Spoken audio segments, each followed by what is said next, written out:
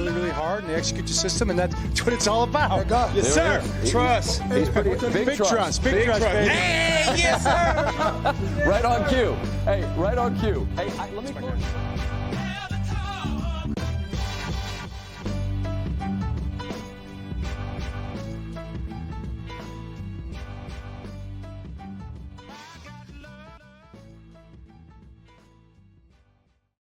Back again on the Jumbo Set podcast on Wednesday, December 6th, 2023. My name is Jake Louque. This is take two of this intro here as we had a little snafu with the video recording. If you're watching this on YouTube, and if you're not, you can find us on YouTube, Exit 52 Podcast.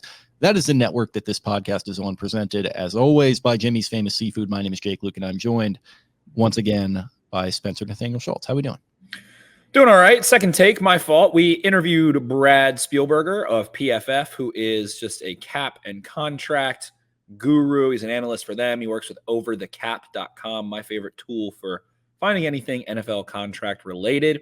And when he got out, I pressed pause recording, and then I forgot to press play again, and Jake wasn't the one who pressed it, so that's my fault. You know what? I'm the producer. I list myself as the producer in the show notes. That's on me. I'm going to take. I disrupted your path because I wanted to say goodbye to Brad, so I disrupted your normalcy there. So that's my fault. But we had to take a break. We missed 3 minutes. I'll do 20 push-ups. We'll get over it. We had to take a break. I had to go get my house coat. It's absolutely freezing in here. I think it might be colder in the upstairs in this house than it is outside.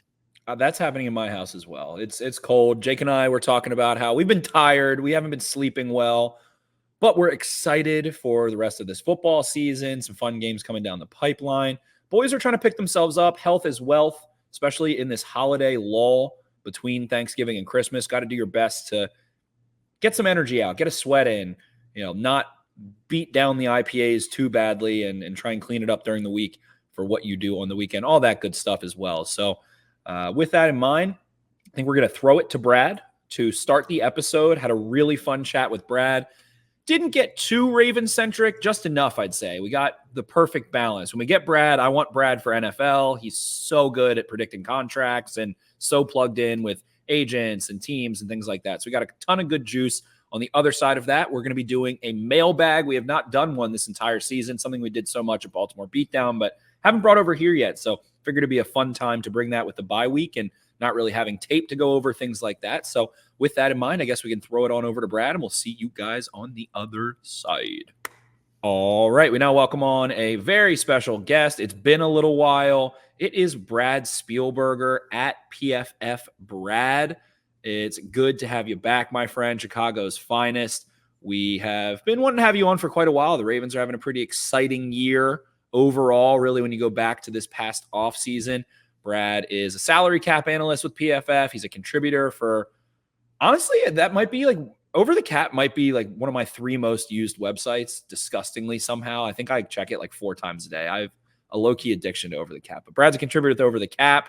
And Brad, wanted to get you started out here. I am a huge Justin Fields guy. I have been for a long, long, long time. So at this stature, Bears coming off a bye, wanted to ask, see some draft content over at PFF. Trevor Sycamore putting some content out. How you feeling? I feel like I know the answer from following you, but how you feeling on Mr. Fields? How you feeling on the upcoming draft? And with the Bears having so much capital, especially at the top of that draft. Yeah, look, I love the guy too. I wanted to come into this season and see him take that third-year leap and become, a great quarterback. And I got, his jersey hanging in my closet right behind me. If I'm being totally honest, I just haven't really seen it, particularly attacking the intermediate parts of the field on a consistent basis. We know we can throw deep, which, it helps. I do think some noticeable growth in his accuracy on short passes, which does matter as well. Like helping, DJ Moore getting yak is obviously DJ Moore. But also I think in years past, there were some inaccuracies from Fields to where it would take away from things like that. So there was growth. But for me, just being able to throw to all 3 levels of the field, in particular in today's NFL, with everyone taking away the deep part of the field, playing so much too high coverage, sitting back in zone. If you can attack between 10 and 20 yards downfield to the boundary, over the middle, you're not going to have a good offense. And, I unfortunately, I have not seen that. So, yeah, I watch a lot of USC and UNC on Saturdays. I'll put it that way. Are you excited about the 4th-year leap when Jim Harbaugh and Greg Roman come to Chicago next year? Look, if that's what the route they want to go, I'm all for it. I got a million friends that go to Michigan or went to Michigan, I should say. Harbaugh's obviously a Bears guy. At least he'd raise the floor. Like, I don't know if, he get back in a Super Bowl like he did when he played you guys, whatever, a decade ago now. But look, 8-win, 9-win season with a coach that would give you a couple fun quotes. That's the Bears fans will take that every time. Especially in that NFC. 8-9 wins will get you hanging around there, looming, and Jim Harbaugh can go freak some people out in the playoffs. So would just be great for content. Maybe not the best, but for their record overall. But we'll see. It would be a fun throwback if that were the case. So, Brad, wanted to ask you, it feels like this has been a whirlwind. Obviously, Lamar Jackson at the head of that in many ways, but this last 18 or so months, I would say, it felt like there was a boiling point of like quarterback contract market, a lot of discussions, a lot of weird stuff going on in the CBA. We're in the thick of the CBA, I guess is a good way to put it, where a lot of the bubbling points are coming up of what will be negotiated the next one, which is still not that close. So I just wanted to ask you, what has been the most intriguing, the most contracts, moves, anything, the most intriguing over the last 2 in terms of structure or just that ended up deferring from expectation and were just interesting to follow or just kind of shocked you or things like that? Yeah, I think the most obvious one, of course, especially as it relates to Lamar, but I probably will my answer regardless, is obviously a player getting a 5-year fully guaranteed contract, that player being Deshaun Watson in the AFC North with Lamar. And, as good as Watson was on his rookie deal when he got his first contract, I think Lamar could say, unanimous MVP. Well, I guess Watson had 1 playoff win, so I think the same number of playoff wins, maybe he had 2, whatever. Like, I know we point to those things, but I think you'd say all else equal, these are similar on-field production level players over their rookie deals, and then Lamar is not a horrible person off the field. So, there's all the reasons why he would ask for, with no due respect. So, there's all the reason why you'd understand why he would say, why would I not get a same kind of contract? Why would I not try to follow this trend and be the next player to do that?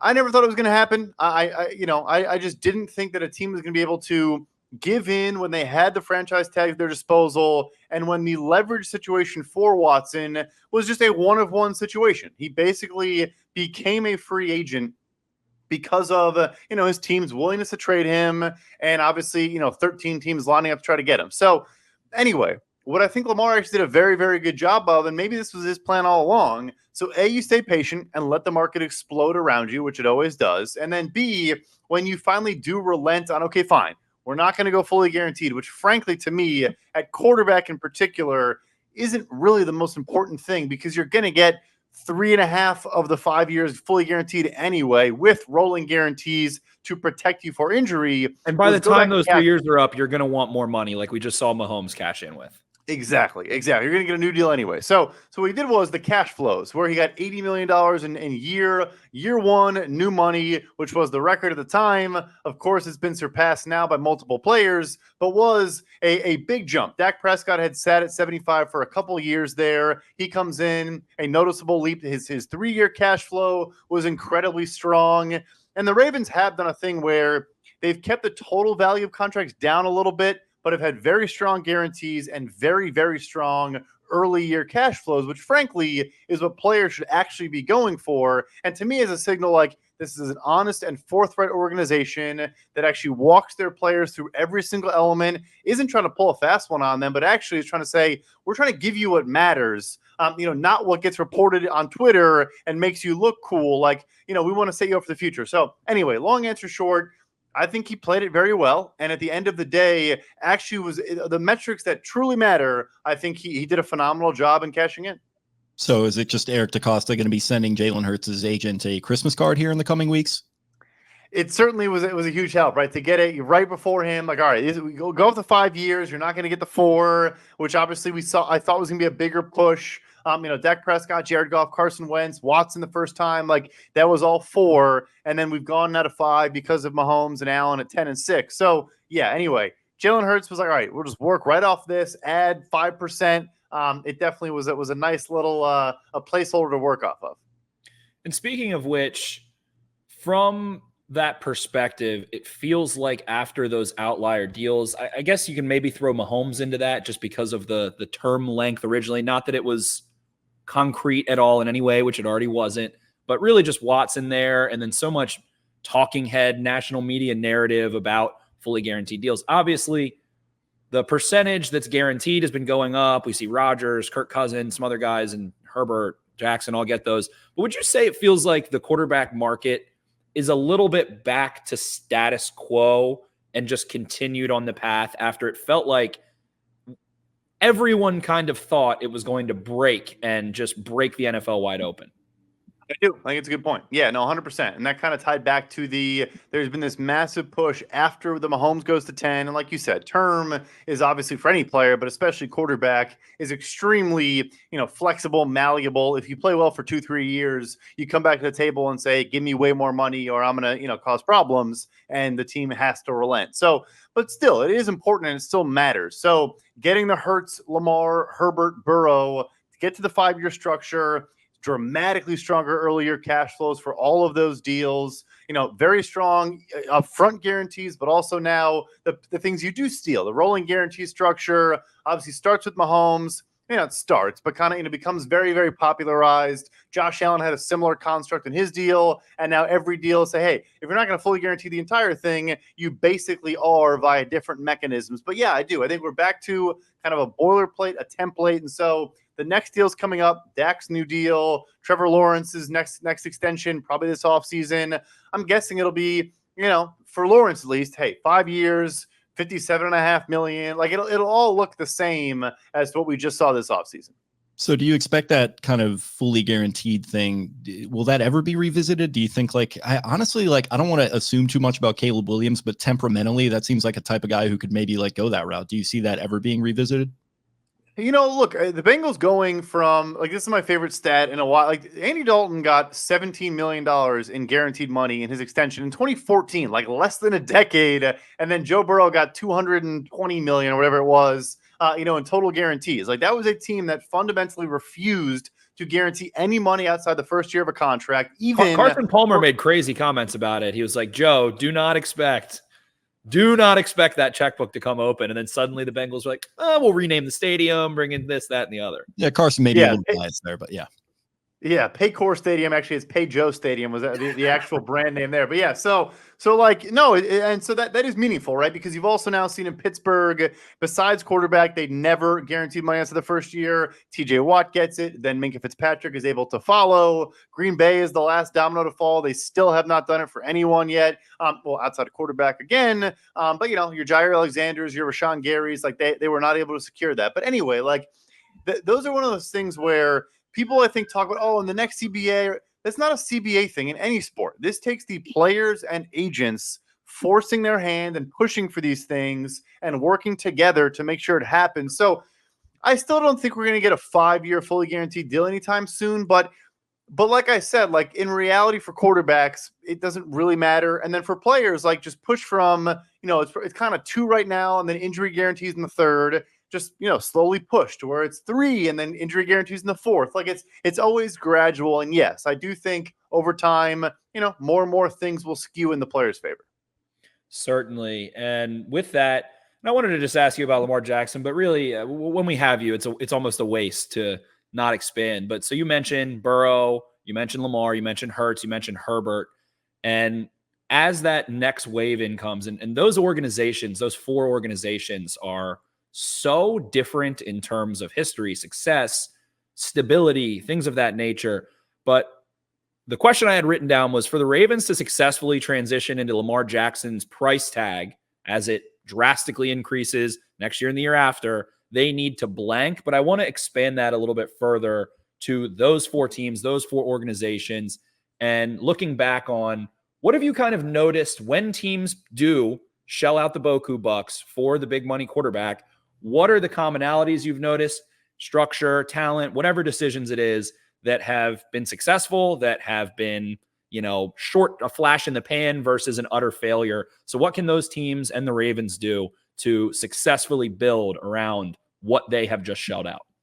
Yeah, so I think, first you are a little bit less active in free agency, and it's more about filling depth needs, rotational pieces, or maybe a starter level player at a non-premium position that in classic Baltimore fashion you sign after the comp pick deadline and after the first and second wave, and you're picking your spots there.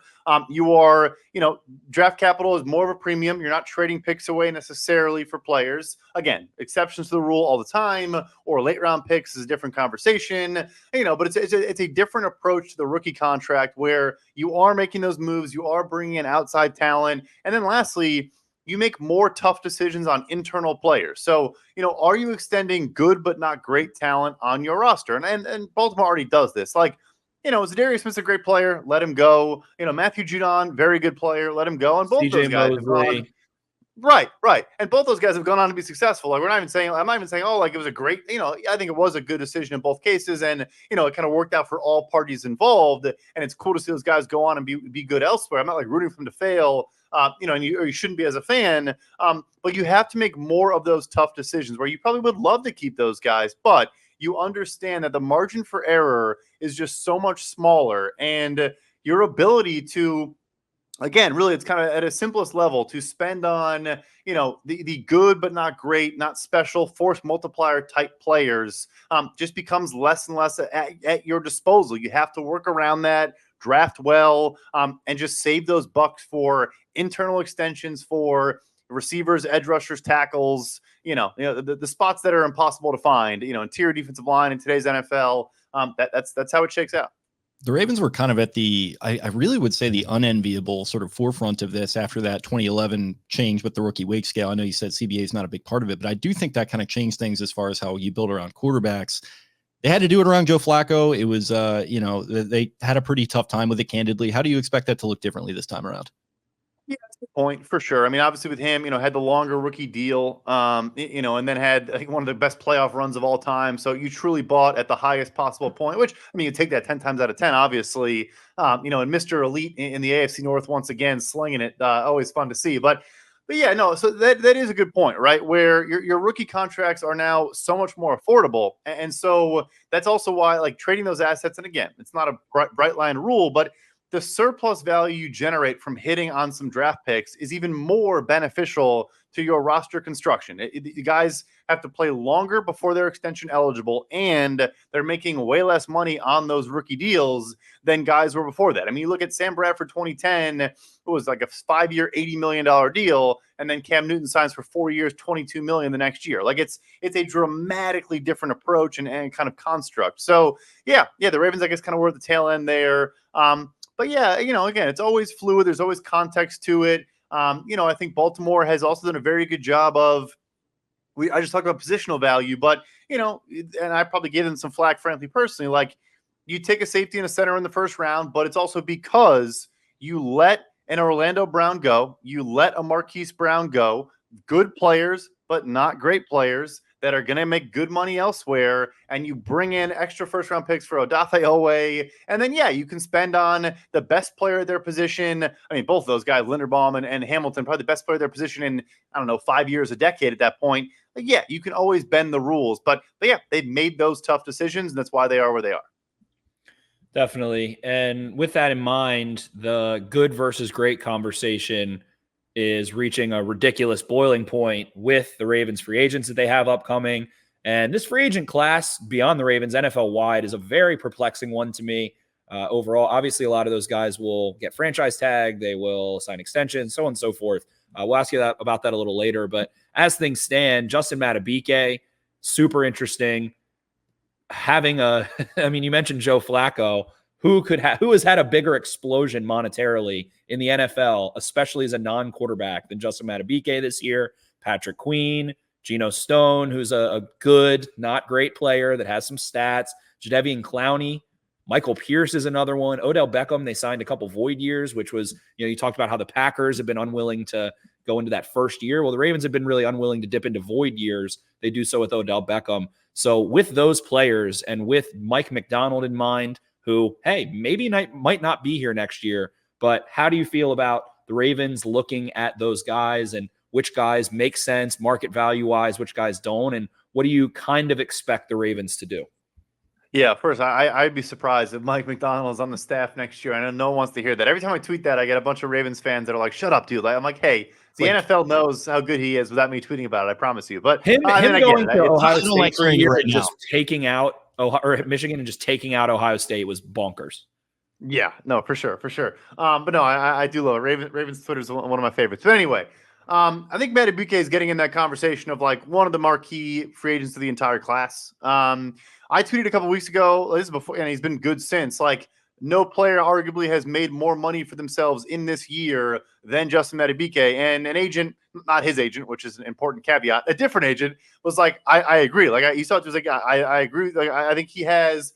And the thing with him is like, it's not to say he's having some breakout contract year after being a bad player. I think he's always been a very high motor, high effort player. You see pursuit tackles. You see a guy that doesn't really take snaps off. He just went from, I think, a good player to a really, really good player. To me, just very briefly, it seems like cerebrally, he started to process one step sooner.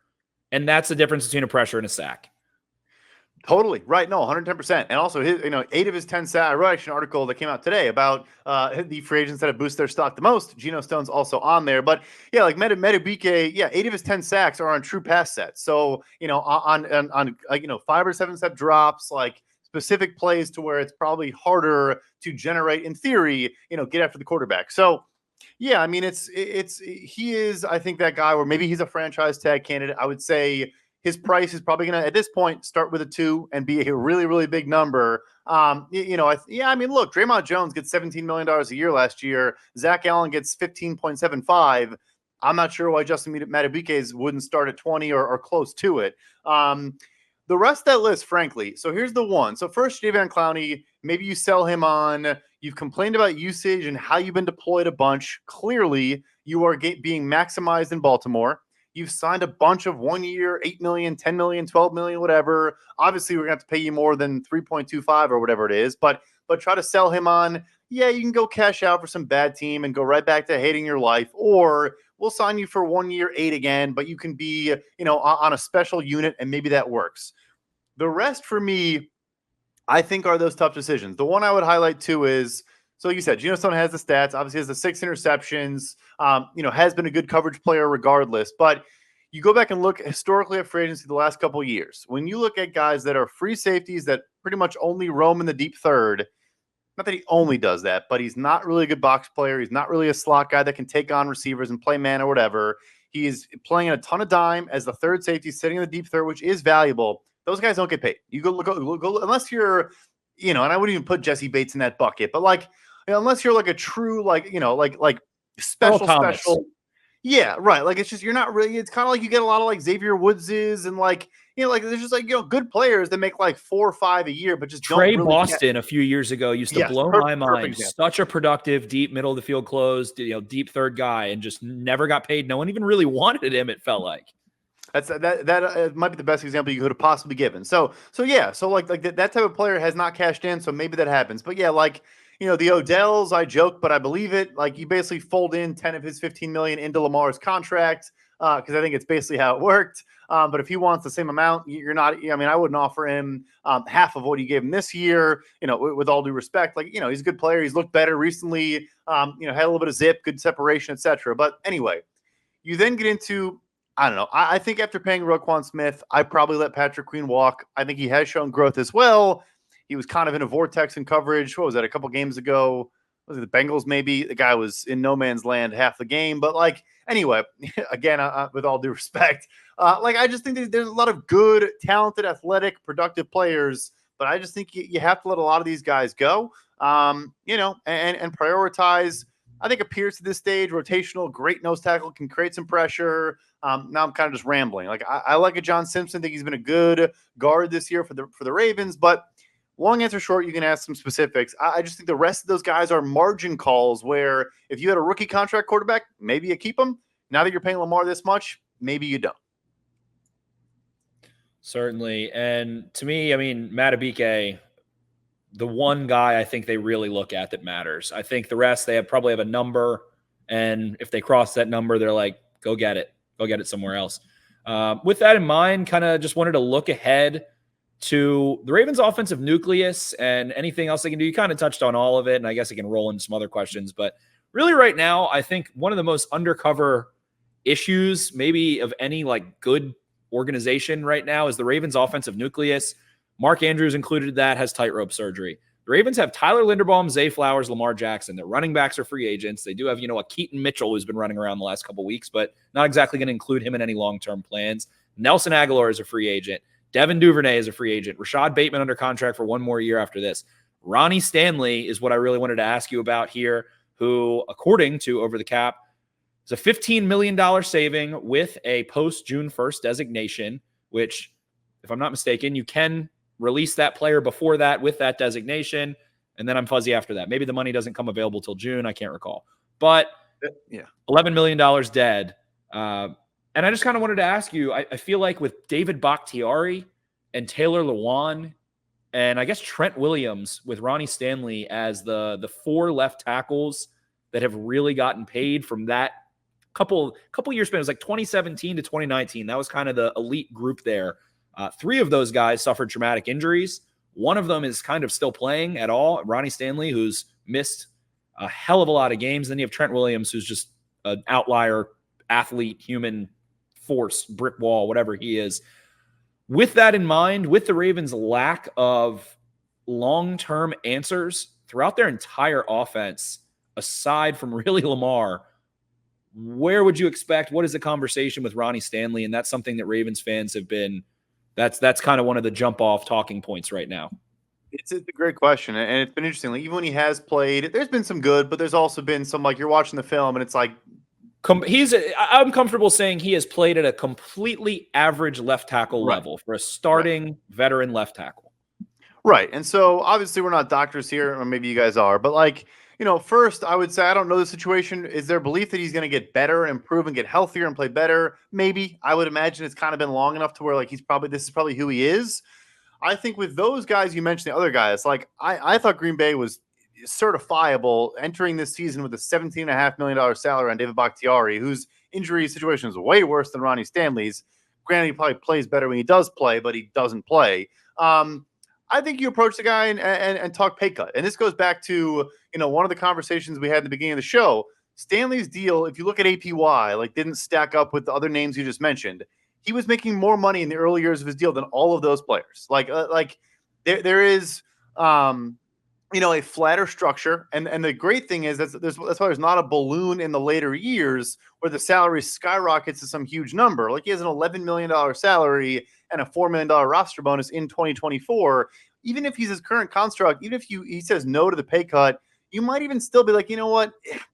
We'll probably hang on to that and restructure half of it, whatever, use a first-round pick or a second-round pick on tackle probably, and try to find a solution in the near future. But, like, it's not completely untenable. And you have a good player at right tackle, and Morgan Moses still under contract. So, anyway, though, I think you do say, look, this is a contending team. This is a contending roster. We've always been a believer in you. The injuries suck, whatever.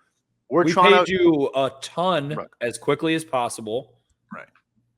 Right. We're trying to win Super Bowls. Are you down to chop $4 million off and we'll both be happy with it, or convert, a couple $1 million into incentives tied to snaps played or per game roster bonuses or something like that, where you still could earn all of it, but we just have some protection and maybe that is a solution that both parties are amenable to. Is it a situation where, like, if that's, actually, go ahead, Spenny. Yeah, I kind of lost my train of thought there. That one, Ronnie Stanley doesn't sit right with Jake, I don't think. I think it's just like, I don't know. I don't like it. This is the All Due Respect podcast. That's what I'm titling it. All Due Respect, Ronnie Stanley. I'm not even going to get into it, but he's been pretty rough for sure. With that in mind, just really wanted to get your take, your preview. I was trying to look around as many free agents as I could. Kirk Cousins in a weird situation. Couple of it's the classic like quarterbacks that float around and it's like 18 Jimmy G's of this year. It feels like there's like Tannehill, there's Gardner Minshew, Baker Mayfield, Jameis Winston, all those guys. The running back class super strong. Offensive line wise, a couple guys that are maybe over the hill. Some interesting guys like Becton. Wide receiver class, and then the front seven defenders to me feel deep and strong. It's always easy to say that it's December. I almost said November. Always easy to say that in November. Oh, wow, look at this free agent class. Do you think of those premier kind of front seven pass rushers and wide receivers, many or any of them get to free agency? And if so, who, and how do you see that playing out? A good amount will. So like, obviously, like there are always going to be some that don't. Like Brian Burns is getting franchise tagged in Carolina. I'm sure Josh Allen's getting franchise tagged in Jacksonville. You look at the receivers, T. Higgins will get tagged, Michael Pittman will get tagged. But I do think there is some good depth there, and you still will have some legitimately good football players in both of those camps. On the interior, there's a lot of depth too. There's a lot of different styles and flavors too, like both veteran and young, both 0-1 tech, 3 tech, even like 5 tech type guys, like a Danico Autry type player that's kind of a pseudo edge interior guy. Like I think it's one of the better free agent classes. This is my prediction. Hopefully I'm not wrong. Like post franchise tag window, I think it'll be one of the better free agent classes of the last couple of years. I do. I just think there's a lot of guys that are kind of on that fringe that a team's like, you know what, we're still going to be in the market. We're probably still going to make an offer. Maybe we keep him, but we don't quite have him at like tag level. I think there's a lot of those type of guys. Certainly. And I guess the one last one that I'm most curious about, and Jake, this is your muse almost. This is like Jake's negative muse. Aaron Rodgers in New York. What in the all due respect, what can the Jets do at this point? All due respect. All due respect, what can the Jets do at this point? All due respect to Mr. Rodgers. If you first can convince Zach to take snaps next week, that's the first thing on his plate. So he'll deal with that. That had to come from his agent, right? Like whatever that hesitation was or whatever. Sounds like his agent. He's doing the car wash at ESPN today, taking up the banner for Zach. Yeah, I think it come from the locker room too. Who knows? Anyway, we don't even need to go into that whole conversation of what's going on with ZW in New York. But the Jets, I still think actually can. As funny as it sounds, like things could flip and they could have positive variance and positive regression in all the ways that it was terrible this year. I mean, they probably need to put a new surface in MetLife to avoid all the injuries they've had. So there's actually a fundamental thing they need to do.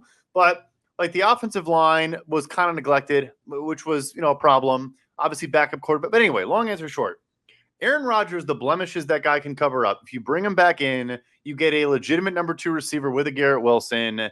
And let's say you retain Mekhi Becton and you add more talent there. Like I have all faith that they can be a top third of the NFL offense. Like as bad as it's looked, that's what elite quarterbacks do. Again, not a doctor. Granted, his Achilles is okay. I think they can figure that out, especially if they get like a Devontae Adams or they pick high enough now to get a Malik Neighbors, Rome Odunze type of talent. I think they could be okay because the defense is legit. Very well said. With that, we'll get you out of here with this. Rest of the NFL, we're deep. We're in the annals here of the NFL season, and December down the slate. We're post Thanksgiving. The buys are over. What do you have for the rest of the year? How do you think this one plays out? So many quarterback injuries, so many teams that have looked outstanding but aren't, and it kind of feels like that's the exact desired outcome of the NFL and the parity. So how do you think the any general predictions you have or inklings you have for how the rest of the season plays out and in through the playoffs? Yeah, I mean, I really think at this point it's like a 3-horse race in both conferences. I think it's San Francisco, Philly, and Dallas in the NFC, and I think it's Baltimore, Kansas City, and Miami in the AFC. And I mean, I try to talk myself into Jacksonville being a team that could maybe join the conversation. Forget the Trevor Lawrence just placed injury. a future on them plus 1,600, like I think 4 days ago. Yeah, you throw that ticket in the trash. No, I'm just kidding. But they're like, forget Trevor Lawrence injury. Their defense is a joke. Like that last night was embarrassing. And then the Lions, I think Aleem McNeil is by far the second best player on the defense. With Aiden Hutchinson just got placed on IR for a month. They are 29th in EPA per play and 30th in success rate over the second half of their season. So I think they're kind of not really a contender either. So yeah, I think it's those 6 teams I mentioned. I would predict San Fran makes out of the NFC. And I really do think right now, if I had to pick a team out of the AFC, I'm not saying this because I'm on a Baltimore Ravens podcast, I probably would go Baltimore. I do have concerns over, the pass game post Mark Andrews. I know he might be able to come back at some point, but I think you can work through it. You can figure it out. I mentioned that Odell was kind of turning a corner a little bit. Maybe Rashad Bateman also kind of turning a corner a little bit. But their defense is just, very, very good, obviously. And I think they can still work through the attrition they've had on offense. So, yeah, kind of a boring prediction, probably pretty chalky, but I just struggle to see another team being a legit contender outside of that, 3-3. Last one I actually had. I'm a little curious about Buffalo as kind of a test case for like post paying a quarterback, because you kind of, I wouldn't say they're in disarray. They're still like in the playoff picture, but they've had a down season expectations wise. They paid Josh Allen early a couple years ago. Is this kind of, I wouldn't say necessarily looking into the future with the Ravens having just paid their quarterback, but what do you make of them as a test case for, paying the quarterback the big contract, and we're a couple years in now? Really good job, and Baltimore does this too, as well as anyone, of all the early extensions. Like, they paid so many dudes early, and a lot of those deals have still aged very, very well. And but unfortunately, like, a Trey White injury kills you, but a Matt Milano injury kills you, and both of those deals I thought were awesome. The Dawkins deal is still awesome, but they were so good at it that it enabled them to pay Von Miller really 3 years, $55 million. The number that's reported is irrelevant. Or 3 year, whatever it is, 3 year, 52.5. And again, he was great last year. ACL tear, killer. So long answer short, like, it just kind of bit them. And now you have two starting safeties that are in their 30s. Von Miller's pretty much done, I think, at this point. As incredible, I mean, first ballot Hall of Famer, but like, I don't know, maybe he gets healthier, who knows? But I don't think we see Von Miller again. It's what we talked about. The last piece, most importantly, their drafting has just not been good enough the last couple of years. Like, I mean, you trade up for Kyer Elam, he's barely even on the roster a year later. And all their trade up. They traded for Tremaine Edmonds, don't extend him. You trade up for Cody Ford off a team in 2 years. Dalton Kincaid's fine. It seems like they've struggled to develop those guys. And it's like, I think of AJ Epinesa, who they had like lose a bunch of weight, and it took him years to get comfortable. And he's like starting to be kind of productive. Like Greg Rousseau, a very raw player that needed a lot of development. It just feels like they took some guys that they had a long-term plan for, and it just was tough to drag them there. And it was a little bit overly positive. I can't think of the right word. Overly optimistic to get them there, but continue. No, it's fair point. It's fair point. Like, Oliver's good now. Like, I like the Oliver deal too. He's another one. It took him a while. They had a plan, but it took so long to squeeze that out of him. Yeah, no, 110%. So, and they're there now, and his deal, compared to the market is pretty good. But yeah, like, it's just tough. Like, it's just kind of the window nature of the NFL. Like, they're going to have a tough offseason. They're bottom 5 in projected cap space, not a ton of pending free agents, but like, they don't have answers at a lot of positions and not a ton of resources to find answers. So yeah, it's like they're in a tough spot. They'll be fine. Like, they're not like dead. Like, the Chargers, I think, like, they'll be relevant in 2025 at the earliest. I wouldn't put the Bills in that category, but it's tough. Like, Diggs will be 30 next year. Like, it's, I won't say they went all in, because they didn't, but they kind of chased a window, and injuries just killed them. Really, that Von Miller one too.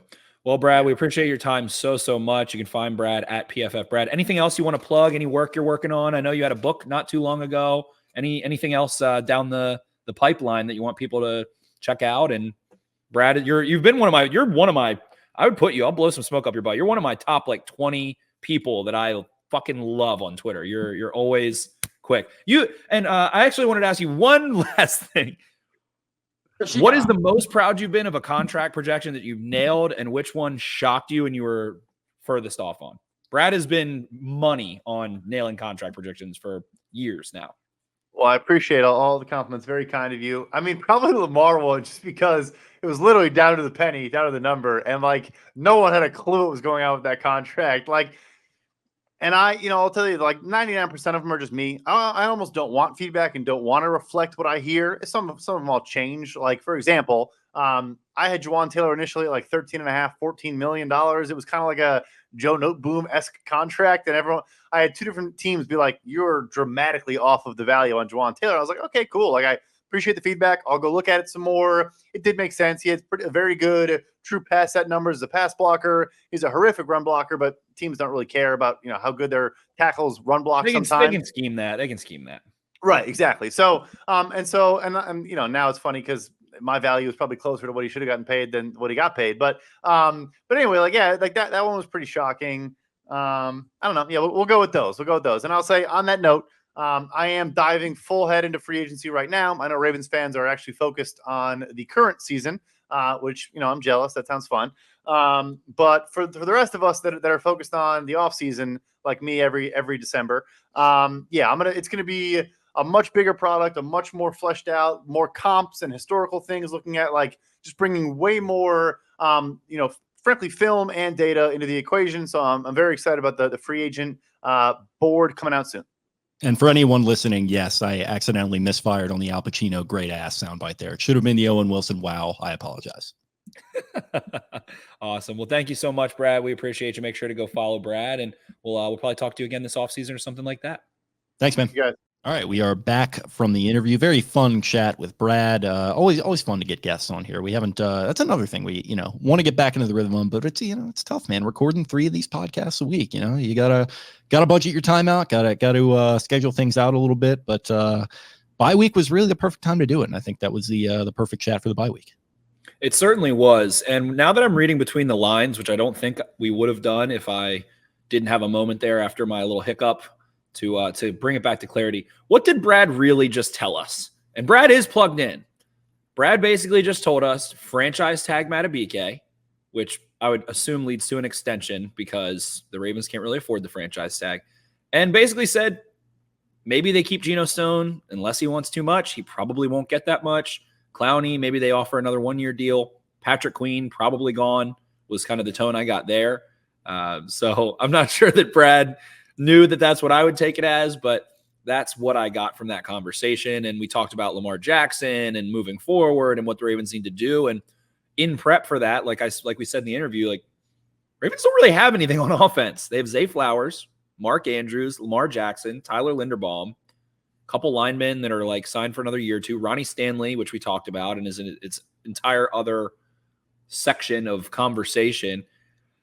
That's going to be some picks. That's going to be some free agent depth on the offensive line. That's going to be bringing back a Nelson Aguilar, an Odell Beckham. And I don't know if Brad is super plugged into the nuance. I don't think he really cared enough to look at the nuance of Odell, but from what I gather, it costs more to let Odell Beckham go next year than to bring him back and then use more void years or something like that. So maybe we see Odell back for another year, but Ravens got some drafting to do. Like they need another receiver. Again, they have Bateman for 1 more year, and maybe he can get back into form a little bit. I don't know. This is a huge period or stretch of time for him to be a part of their plans or not, it feels like. And not to spoil the mailbag, we had some questions on those kinds of things. But really fun chat with Brad, and just always love getting that round the NFL contractual preview during the season in the bye week. Such a good bye week guest, I feel like. Yeah, good chat. Some good stuff on what's going on with the Blackhawks, and also some talk on Zach Wilson there. So draw your own conclusions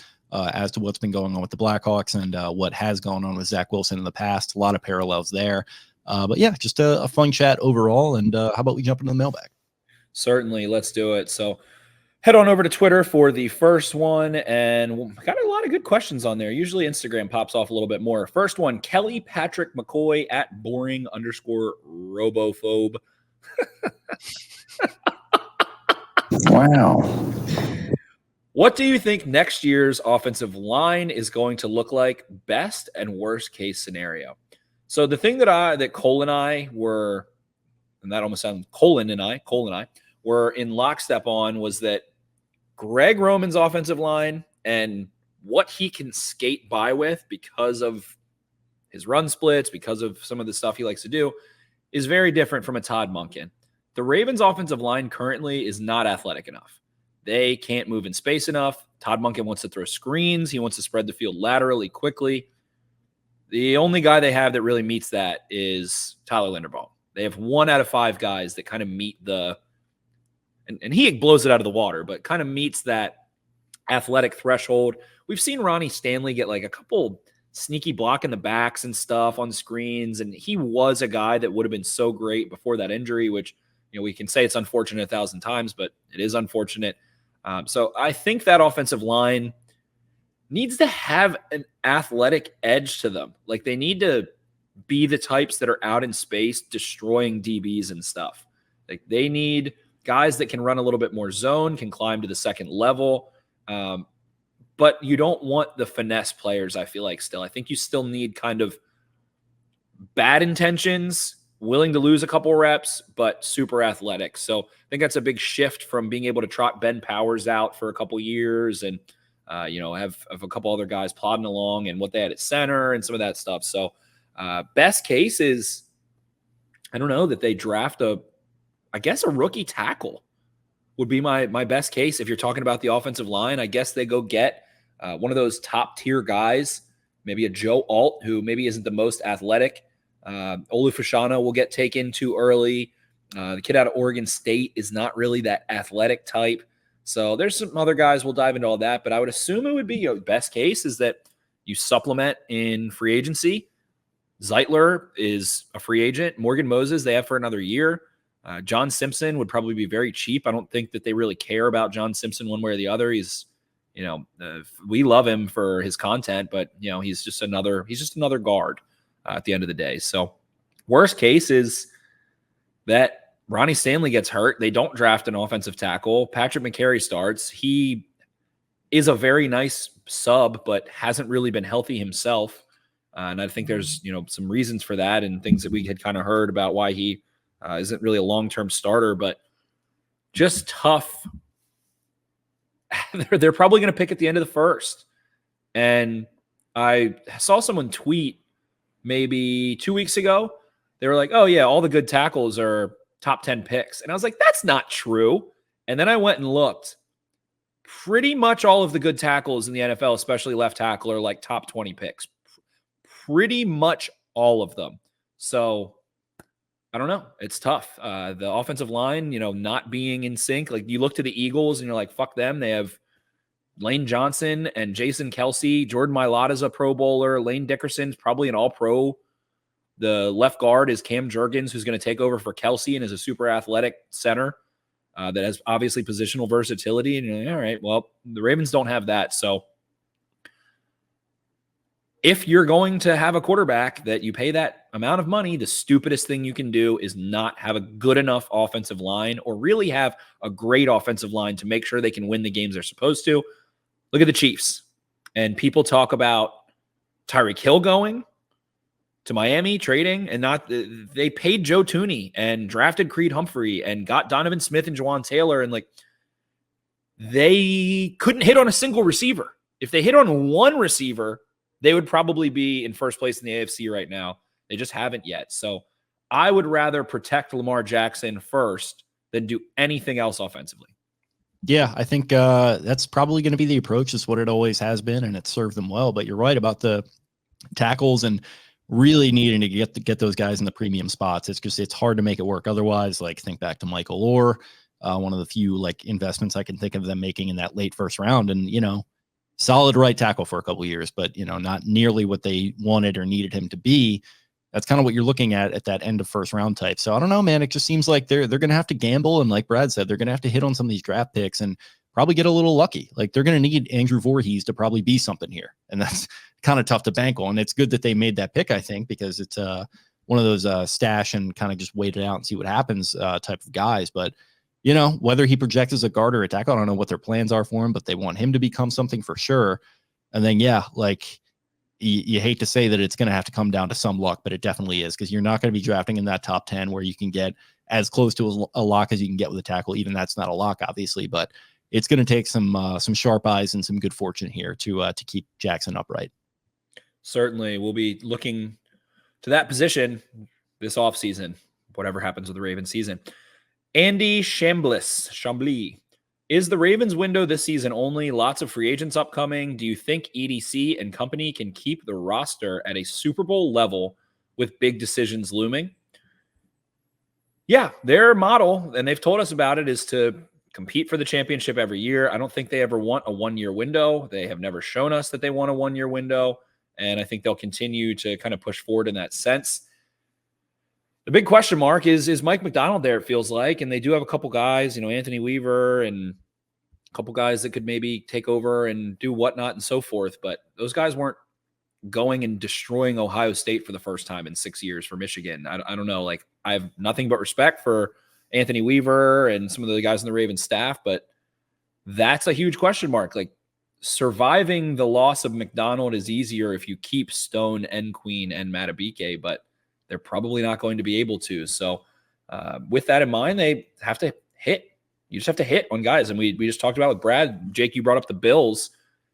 And Brad said they didn't hit in the draft. That's kind of what bit them. They had one injury, Von Miller, a couple more snowballed defensively, and then they haven't drafted an offensive impact player. They haven't. So the draft becomes MT more important when you have a quarterback with that price tag. Yeah, and that's just kind of the way that NFL has worked post 2011, and it's the paradox of it where you need a guy like Jackson or like Josh Allen or like Mahomes or like Jalen Hurts, but once they get to that contract, they start to really hamstring you as far as flexibility with your roster. So, talking about the primo position studs and positional value and all that kind of stuff, which, has rankled me a little bit in the past. I mean, it's definitely there's a lot of truth in that. And like, you got to really be on your P's and Q's with roster building when you get to this point in the guy's career where he is the franchise, you're paying him all this money and all this kind of stuff. But yeah, man, I mean, you make an interesting point there where it's not just about players. It's about this coaching staff. I think Macdonald has proven himself to be an incredibly, incredibly valuable piece. I mean, like, we obviously all loved Wink Martindale, but I don't know. I just like this defense is, I got to say, one of the best ones I've probably seen from the Ravens ever. And that's in this modern NFL with all the relaxed rules. That's why it's so impressive. Yeah. Because it is in today's NFL. Yeah, and that's why, like, I loved Wink to death, but I mean, it was kind of just like, I'm just going to go Mad Max Fury Road on these guys in every single situation, no matter what. And that won them some games and it bit them in other places. It seems like there's a lot more nuance with Macdonald. You've made the point that he just seems like a very well-adjusted, smart, kind of cutting-edge guy. So yeah, that really, to me, is going to be the big loss, because not only are you probably going to lose some of these guys that are on the fringes of getting a big deal from Baltimore and probably will go elsewhere, but you're also losing the guy that could maximize their potential replacements. So it's going to be tough. And I do, to the question, I kind of do think this is the window. Like, let's go get this thing done right now. And if not, it's not going to be apocalyptic, but I think this is probably going to be their best shot for the next couple of years. You certainly could be right. Mark Andrews' health in question. They need a war horse. And we love Zay Flowers. He's damn good. They just need one. If they just could get one more. And this is going to be the deepest receiver class, maybe ever, considering the top talent. Neighbors is probably going to be a top 10 pick. Harrison's probably going to be a top 5 pick. Then there's like O'Dunes, Coleman. There's the third round of this draft could be crazy, crazy, crazy with receivers. There's guys left, right, up, and down. So they need one more dude. And Bateman, due to injury, due to whatever, hasn't quite been it. Maybe he can take off coming out of the bye. Maybe he can build up stronger next year, but still, they just need one more. And I would feel really good about this team in that vein. Moving on, Jake Vogel at Real Jake Vogel. Who has a bigger game against the Rams? Zay Flowers or Keaton Mitchell? What is the defensive matchup you are most worried about from the Rams offense versus the Ravens defense? Kyron, Puka, Kupp? What you set the line at without looking at what Vegas put out there? I'll say if I was going to set the line of the Ravens coming off a bye against a Rams team that I think played a few games since their bye. Let me take a look at their schedule. We haven't got in. We'll get into the preview and go a little deeper. I'll say it looks like they had their bye. They have played December 3rd, November 26th, the week before that, the 19th. Looks like it was November 12th was their bye. So they played 1, 2, 3. This will be their 4th game. It's going to be the vaunted West Coast to East Coast 1 p.m. kickoff, which does not bode well. So I would set this line at,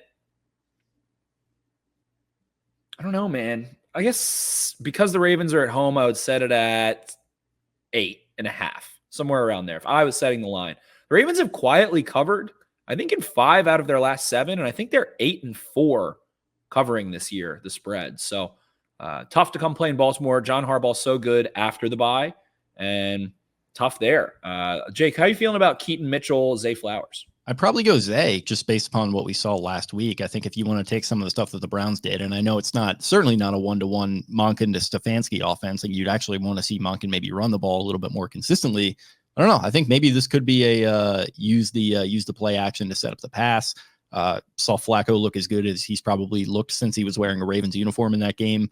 And like I said, obviously the Browns do a little bit different things. They're more out of single back. They run those stretch runs. with their guys that they have. So it would look different, but I don't know. I kind of like Zay Flowers to build off the big performance that he had going into the bye week. And I mean, obviously, like he's really the go-to guy, at least as far as talent wise, in that receiving core, whereas you still have a little bit of Gus. They still want to seem to get Justice Hill involved here and there. I know that's aggravating some people. But yeah, I'd probably go Zay. Yeah, I think he's ready to rock and roll. And for how good he's been before the bye, they say after the bye, you're not a rookie anymore, especially when you've played 12 games before your bye. So him getting a refresher is nice. And Zay is a war horse. Zay definitely is a little warthog there. Has been sturdy and been able to keep rocking and rolling. And like Mike Tomlin said, he'll go into those dark places and he doesn't care. So definitely super fired up for that one. Will Hill's burner. Pick one. Resign, tag, let walk. You can only use the tag once. Matabike, Queen, Stone, Clowney, Zeitler. Pick one. I'm not sure if this is a FMK situation here. I think he's saying pick one for each player. I'll just say you got to keep one of Matabike and Queen. You have to keep one of those two guys. I'm keeping one of them. I don't think they can tag anyone. The tag for Queen is $20 million. The tag for Matabike is $20 million. The Ravens don't have that to allocate to one cap hit to one player, considering they have other places to go with the football. Clowney, I would re-sign. Zeitler, man, it's tough. I don't know how much money he wants. I don't love the idea of letting guys walk on the offensive side of the ball, but money's tight. So I'd say re-sign Matabike. I guess let Queen walk. Stone, let walk. Clowney, keep. That's my list too. And it's like to the point, to the interview, like you're just going to have to trust your drafting a little bit. You pick Trenton Simpson in the third round. Like you can't just keep picking these linebackers in the third round. And I know that like it's just their approach and BPA, and like at a certain point it doesn't matter, but like the margins are starting to get a little tighter here, and you're just going to have to trust that a little bit. And they've got a guy ready to step up, and it won't be an easy transition, I'm sure, but I don't know. Positional value wise, I think you definitely have to go with Matabike. I love Queen. Agreed. Tough spot. Money tight. Brad didn't make me feel good there. Joe DeMartin, who is the playoff X factor? The overlooked, underrated player who has to play well down the stretch if the Ravens want to go to the promised land. We already talked about this one a little bit. I think it's Bateman. I think that Odell has been, I think we've seen what we're going to get from Odell. I think the intensity on him will turn up even more. He'll fight more. He'll play through injury even more in the playoffs, things like that. Bateman has started to come on stronger and feel more confident. Scores a touchdown. He's made a couple ridiculous catches, a couple catches, but Mark Andrews' target share was, I think, 21%. And that means that there's 21% of the Ravens targets. 1 out of every 5 pass plays is going to somebody who's not Mark Andrews now. So I think to Bateman, that's going to give you 4, 5, 6, 7 targets, a couple games here down this stretch. With that foot, trying to build off of that, I think he's shown some resilience, gets a little injured up earlier this year, and is still that 3-level guy. And a lot of questions about the deep ball in this that I guess we'll get to, but got to go fight for those, man. Him and Zay, and there's a whole thing going on we'll get into a little bit, but mine would be, I think, Rashad Bateman. It's funny that we're both going with the exact answer that we gave on the radio the other night, but yeah, I'm just going to go with the offensive line. Like, and especially what we saw with Trevor Lawrence and what we've seen with a lot of these quarterbacks throughout the year, like they've got to keep Lamar upright. And I don't think Stanley is going to start playing at a Pro Bowl level magically after the bye week, but just got to get back to average. That Chargers game was not good enough from him. It wasn't good enough from a lot of them. John Simpson, obviously kind of the last man on the totem pole, got to start picking it up. These guys have got to get healthy, get their minds right, and figure this shit out, because, the last thing they can afford is a quarterback injury like a lot of these other teams are having. No one can afford that, obviously, but with the way this team is looking right now, you got to keep Lamar as clean as possible. So that's my X factor. Certainly. Moving on here.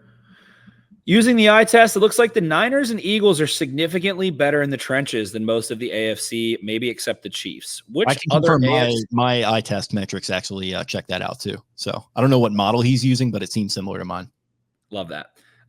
Which other AFC teams potentially could give a good game in a potential Super Bowl, and how would they be able to do so? I mean, I think the Ravens' defensive front is pretty ridiculous. They haven't really had anyone beat them up thoroughly. And the one thing that sticks out to me about either of those two teams is just the consummate physicality of the 49ers with McCaffrey and Debo and Kittle. And it's really just Debo. I mean, Brandon Ayuk's a tough guy. McCaffrey's a tough runner for sure. But Debo just beat the shit out of the Eagles. He just busted right through that door. I was a little skeptical that he was going to get back to that this season. A guy that definitely has been playing like that for low-key a long time through college and high usage and injuries and all that good stuff. But just the physicality that they bring, I don't know that there's another team that can match that other than the Ravens, with a guy like Kyle Hamilton, with Roquan Smith, with Patrick Queen, with Marlon Humphrey, who hopefully is getting healthy. I think Brandon Stevens has been a very physical player. I think Marcus Williams is a very physical player, the one-arm man himself. Justin Matabike running guys down. So I think the best matchup of those teams in the AFC is the Ravens for the 49ers. We will see that on Christmas night, and maybe I'll stick my foot in my mouth there, but confident in that one a little bit. And conversely, I think the Eagles are a bad matchup for the Ravens. I think the Eagles are really well balanced, and I think that they can do a little bit of everything. Running the ball isn't their forte, while it also, like, their explosive run game feels like it's wearing thin. And I think they're starting to get tired. And they have the craziest stretch of games humanly possible going on right now. I think someone said, the playoffs started early. The Eagles have played the Cowboys since playing since playing the Commanders on October 29th. Cowboys, Chiefs, Bills, Niners, Cowboys again, and then Seahawks before they get a nice little cupcake, Giants, Cardinals, Giants. So they're on a crazy stretch that's beating them up right now.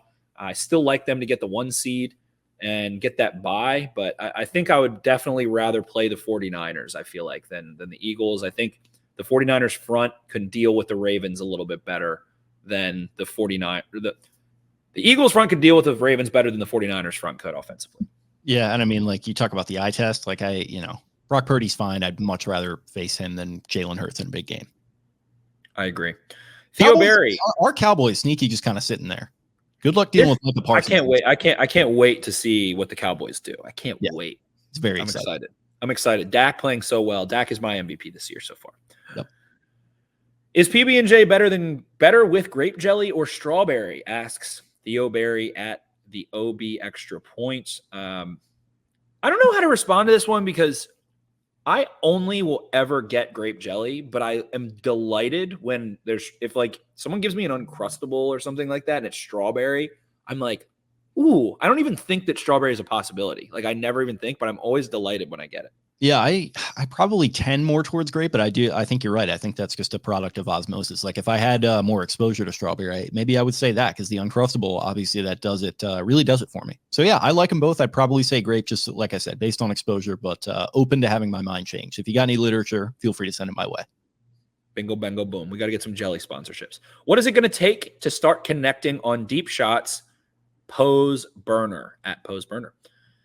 I like what I'm seeing. I think this is like a multi-year thing. Lamar only likes to throw deep balls that won't get picked. That means he does not throw 50-50 deep balls. He does not like to give the DB a chance. He only likes it if there's a step. In order for him to see that there's a step, he waited a step too long or a hitch too long. I think he gets him out a touch later because he does have such a freaking cannon that he can push the ball downfield without jeopardizing that DB making a play. Like, his balls don't run short. Sussy comment there.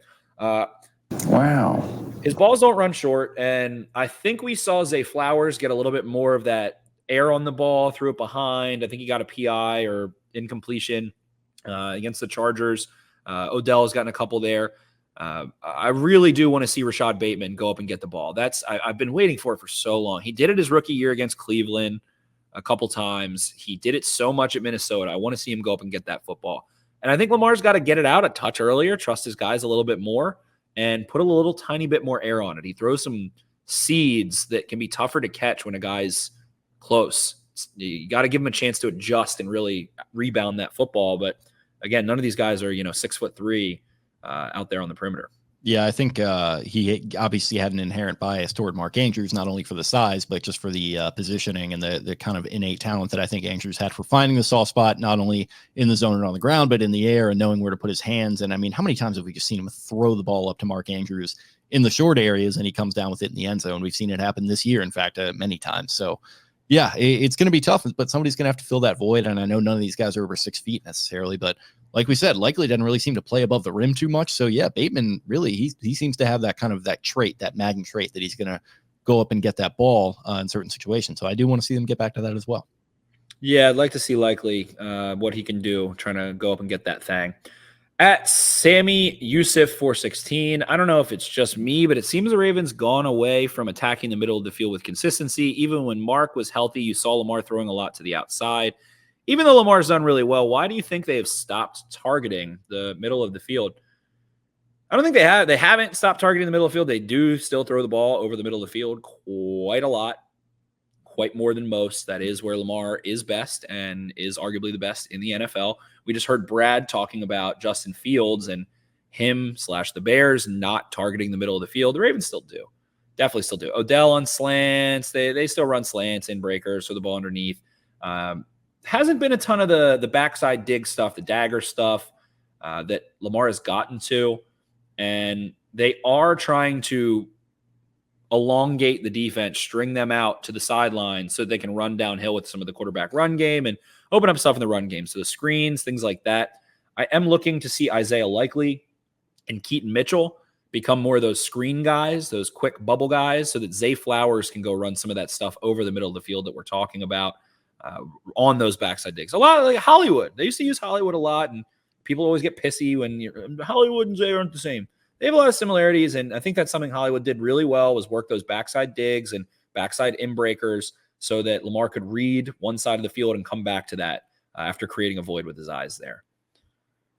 I feel like they've definitely used it a lot. Like I feel like half of Nelson Aguilar's catches are just kind of those. Nelly, Nelly's and Nelly might be the actual X factor now that I think about it.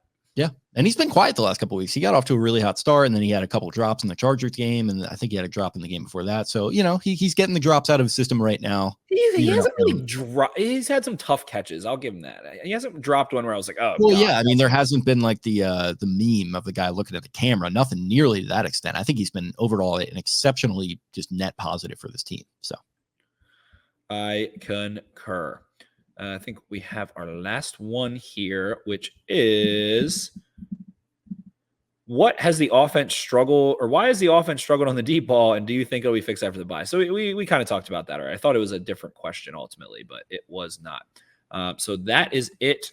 We have another one. If Likely, Garrett Ferguson at Garrett Sprints, if Likely is playing well, do you risk Andrews coming back in the AFC Championship game or Super Bowl? If he's I think he meant cleared, with the possibility of setback impacting next season, or do you ride with Likely and Kohler? What do I always say? Strap him up. Smoke him if you got him. Smoke him if you got him. And I don't think you can possibly, Mark Andrews might, suicide bomb. Oh, I shouldn't have said that on fucking YouTube. Have there been any incidents with that recently that we can? We'll bloop that one out. Mark Andrews might do some Joker Heath Ledger stuff if you try to keep him out of playing in the AFC Championship game. Yeah, I mean, we've like the guy's a diabetic and he's somehow an NFL player. I think he's, if he wants to go, you put him out there, and I think he'll want to go if he's medically cleared. So. It was very eye-opening. On I didn't watch, I think I maybe just saw clips on social, but Ravens Wired, it was like all of them were talking about Mark Andrews against the Chargers, like do it for Mark. Oh yeah. I think that is I think that hope is like the real Aaron Rodgers comeback. Like that is going to be the nice story that gets everybody bonded and I can't think of the right word, forged together to what is the right word? God, that's going to make me mad. Bonds the team together with a common goal of playing so that Mark Andrews can come back and play and go. Galvanizes them, Galvanizes is exactly what I was looking for. Thank you. So I love that aspect of it. And yeah, Jake, you said it best. Smoke them if you got them. We didn't really get much on Instagram. I posted it kind of late, and we got really good Twitter feedback. So appreciate you guys there. Anything else that came in? Let me see. We had at Eric RDT, heard Spenny is a poop head. Is that true? Streets are saying, ha ha ha. What position should the Ravens target in the draft? By the way, we're winning the Super Bowl, but I'm just asking still. And we touched on it a bit. I mean, Brad got into it. They are strong. The Ravens are already strong at the areas that aren't premium positions. Feels like you feel good about what they've done at outside linebacker a little bit. We'll see what happens with Justin Madubuike, but you're going to look to corner, you're going to look to receiver, you're going to look to offensive tackle, and pretty good year for receiver and for tackle. It should be coming up. Yeah, I'd probably just keep beating this offensive line drum. I just think it's going to be important to keep that pipeline rejuvenated. It always gets me a little nervous when you're getting near that point where you're going to need to restock the cupboard a little bit. It hasn't been often that we've seen the Ravens field a team with a bad offensive line, but when they have, it's just like it's the worst feeling in the world as a fan. So hoping that they continue to go to that well. Most certainly. Real quick for our smooth AF smooth play of the week, I'm going to go with, in the Monday Night Football game, Jamar Chase batting that ball back and forth like a cat with a string of yarn to himself and just hauling it in. Speaking of war horses, Jake, I know you tweeted and said it was really fun to be able to root for the Bengals, obviously wanting the Bengals to beat the Jaguars, the Ravens. A little bit of sarcasm sprinkled in there, but yeah. You love it. You loved it in the all whites, didn't you? I mean, like I love Jamar Chase coming out in the draft. They're fun to watch. It's just like the Zach Taylor thing, man. I can't do it. Like some of the stuff with the offense down the stretch there, it reminded me. No, we're reverting. I'm cutting you off. We're reverting. This is going to be smooth brain of the week. The smooth brain is everything that was going on in that final sequence. I think it was in regulation when they were backing up, like 30 yards. They were down to like the 20, and then they're all of a sudden back to the 50. And thankfully they got the GOAT. Our guy McFearless there at kicker, who was able to come through for them a couple times. But my God, it was brutal. And I know they had Jake Browning, but you're missing the smooth brain of the week from that game. You're right about that too. I was, telling myself a little bit as maybe not a huge hashtag football guy, was kind of balls deep in Baldur's Gate 3 last night. So I missed that part of the game, but I tuned into the second half, and I caught it on Twitter. You saw the highlights still though. And Tyler Boyd, my God, the guy is like the third play of the game that your boy Zach Taylor dialed up. That was just some wide reversing weird situation, and I have never seen a brain go smoother. Just like zero friction. They always do that with him too. They did it last year in the Thursday night game when they came to Baltimore, and Marcus Peters kind of coming back. Because he was a high school quarterback or whatever. Yeah, exactly. It's like you gotta give up the fantasy at a certain point, and like we gotta move away from this. Like I feel like any position player throwing the ball has not been a thing in like 2 years. Like I feel like we haven't seen highlights of it. Maybe there's a couple, but I feel like that defenses are not fooled by the throwback receiver or running back throwing the ball or whatever. They did one to Jake Browning too. That's what it was. They threw him back to Jake Browning and lost a bunch of yards super early in that game. So Zach Taylor's brain, flat, smooth there. Tyler Boyd's brain was like glass. You could hear the wind whistle as he threw that ball right to Josh Allen for a pick. That guy is a fucking electric factory, by the way. He's had some off the field stuff, and he's like talking on Twitter a lot. He had the 4th and 12 against the Rams. I mean, it's just what a roller coaster of a career for Tyler Boyd. He certainly has one. He just an interesting player. He's definitely a fan favorite in Cincy. You got to love that guy if you're a Cincinnati Bengals. He reminds me of a TJ Hoosh back in the day. Like not the best. Yeah, he has TJ Hooshman Zeta vibes. Yeah, but he just he dogs you. He's got a lot to say. Like good player. He'll be talking shit on like FS1 in like 6 years for sure. Yep, I could see it. But the Bengals, I mean, that was kind of a disgrace having to root for them a little bit. But that was the smooth brain for sure. A little bit of an out of structure episode. So we wanted to shout them out. Also got to shout out our guys at Black Eyed Susan Spices. You can check them out at blackeyedspices.com. They've got Ace Hardware locations where they're selling their products. I don't have the list in front of me, but a ton.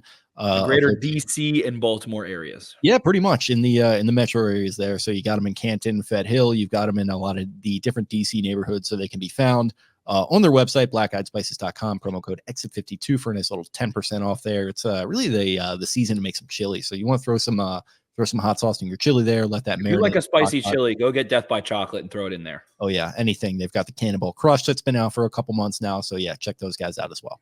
blackeyedsusanspices.com. With that, I think that about does it. Went a little longer than we usually do here, but had a really fun interview with Brad. Hope you guys enjoyed that.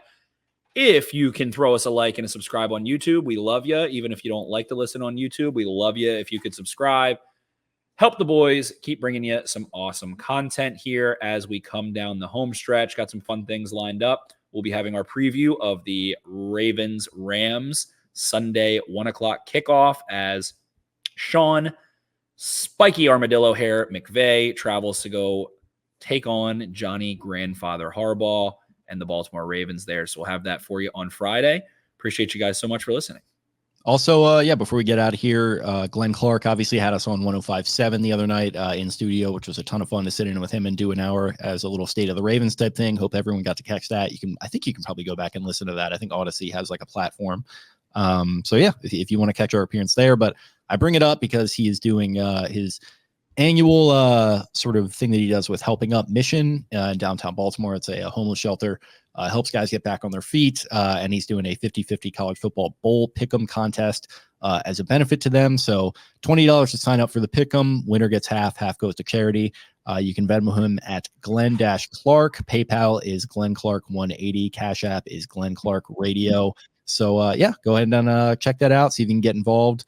Like I said, $20 to sign up. Half goes to you, half goes to charity if you win. So good stuff that Glenn's doing there. We wanted to shout it out on the pod. Definitely help the fellas get back on their feet, a noble cause. And you can win a little bit of money too, as much as we think the holidays are about, drinking fun drinks and TVs and electronic gifts and flannels. It's about helping. It's about giving. That's what should make you feel good. It feels good to give. So go gamble a little bit, go give a little bit, have some fun with it, and support Glenn, who's been doing that for quite some time, and support a fantastic cause. Absolutely. So thank you guys for listening. You can find us on social media at Exit 52 Podcast on Twitter, Instagram, TikTok. Follow us all there. We're trying to build those channels up. You can find me at Jake Louque. That's Louque. Spencer is at Ravens 4 Dummies. That is the number 4. Eric is at EDITTI22. Covering Orioles all the time. Interesting stuff going on with them in the lease deadline right now, which somehow we're still talking about. At Barstool Banks is where you can find Brian. Taylor Smythe 10 is where you can find Taylor. And for anyone not watching on YouTube, go ahead and go there to our page, X52 Podcast. Throw us a subscribe, throw us a like on our videos, comment, get that algorithm pumping. Really appreciate all the help as we come to the end of calendar year 1 here. It's been a ton of fun. We appreciate you guys very much. And let's make the last couple weeks of 2023 some good ones. So thanks again for listening, and we will talk to you guys again very soon. See ya. Arrivederci.